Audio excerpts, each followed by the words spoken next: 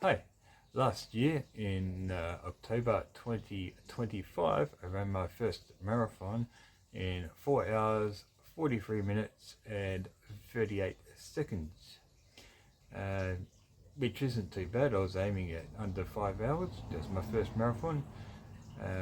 Only a few years before that, I couldn't even do 2 laps around the oval.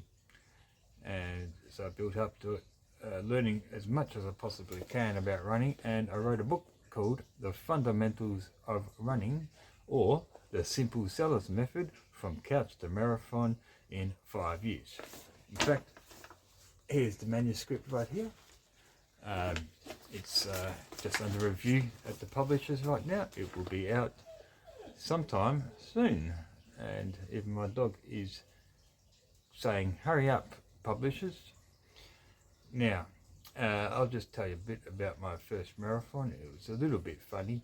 I rocked up there and I needed to do a poo, so I ran to the toilets, and I heard over the loudspeaker 2 minutes till the start of the race. So I'm in the toilet, and then I heard all of a sudden, the race is starting. So I had to cut that one short and run to the start of the race. I nearly missed it. And then I was planning on running with the 5 hour paces, so I wanted to run it in 5 hours or just less. And they were in a big group. There's people everywhere. It was hard to get in. It was just about to start. I ended up with the 4 hours 45 minute paces, which is a little bit faster than what I planned on running, but I stayed with them, and I went all right. I stayed with them, and then about at the 35 kilometer mark, I had a little nut bar, music bar type thing to eat, and I choked on it really bad. It made me spew in my mouth, and I was on a section of the course which was very narrow, and there was nowhere for the spew to go. So I just went and that's where it went. It was horrible, and not what you want.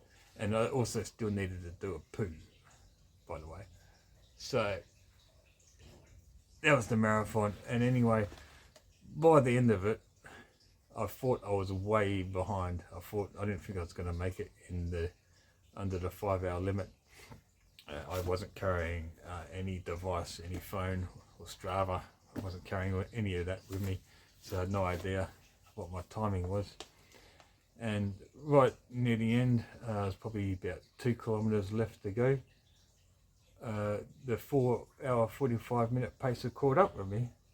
I thought I was way behind them. It turned out I was way ahead of them, and so I ended up running alongside the pacer all the way to the end, and that's how I got through in 4 hours 43 minutes, which is pretty good for me. I started off, I couldn't even do 2 laps around the oval. So 4 hours 43 minutes, it's about 15 minutes below the world average, which is pretty good. I'm happy about being below average. It's better than not being able to do 2 laps around the oval, huh? So anyway, that was all good. I finished that, and I was quite pleased with the outcome. So much so that I continued running, I continue to train. I train 6 days a week, and I've written a book about it called The Fundamentals of Running, out soon.